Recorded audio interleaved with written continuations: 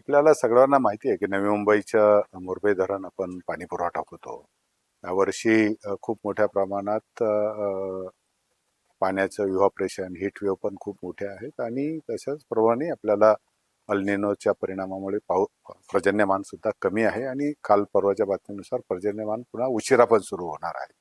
हा एक हेतू होता की नेमकं पाण्याची काय स्थिती आहे हे बघणे. आणि दुसरा जो आहे की धरणाच्या परिसरामध्ये खूप मोठ्या प्रमाणात खाजगी बांधकामं सुद्धा ठिकठिकाणी यायला लागलेली आहेत. जरी ती बहुतांश बांधकामं ही सर्व क्षेत्राच्या बाहेर असली तरीही त्याचाही धोका भविष्य काळामध्ये धरणाच्या पाण्याला होऊ शकतो.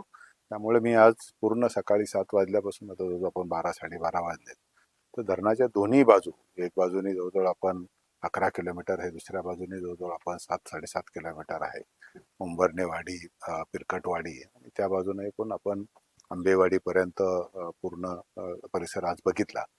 आणि याच्यामध्ये एक लक्षात आलं की ठिकठिकाणी जो काही आपल्याला अडचणी दिसतात तर त्याच्यामुळे मी आज माझ्याबरोबर सर्व अधिकारी होते.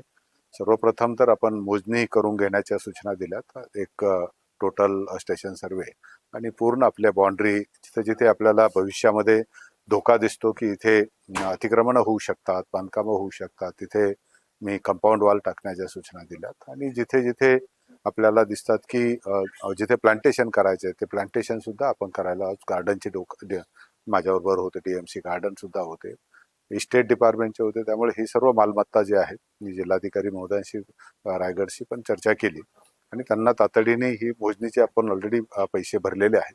त्यामुळे ही मोजणी करून त्याचं सीमांकन झालं की महानगरपालिकेला सुद्धा त्याचं पूर्ण संरक्षण करणं सोयीचं होणार आहे. निश्चितपणे आपल्याला ही एवढी मोठी मालमत्ता आहे, त्या मालमत्तेमध्ये तिचं संरक्षण करणं ही महानगरपालिकेची प्रथम जबाबदारी आहे.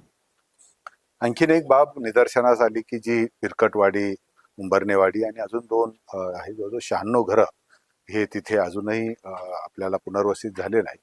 ज्यावेळेस धरण बांधलं त्यावेळेस 16च घरं होती, पण आज 96 झाली. तर त्यांच्याकडे सुद्धा त्यांचे जे नागरी समस्या आहेत, तिथं पिण्याचं पाणी आहे, वीज आहे, त्यांना दवाखानाचा भाग आहे आणि जाण्या येण्याचा मुख्य ते रस्ते हा सगळा वनविभागाच्या क्षेत्रामधून जातो. तर त्यामुळे त्यांच्या बाबतही ज्यावेळेस पुनर्वसनाचा मुद्दा आलेला होता तर खालच्या क्षेत्रामध्ये पुनर्वसन करता येईल का, हाही बाब मी तपासायला सांगितली आणि त्याही बाबत आम्ही महानगरपालिकेपुढे योग्य तो निर्णय घेतला जाईल.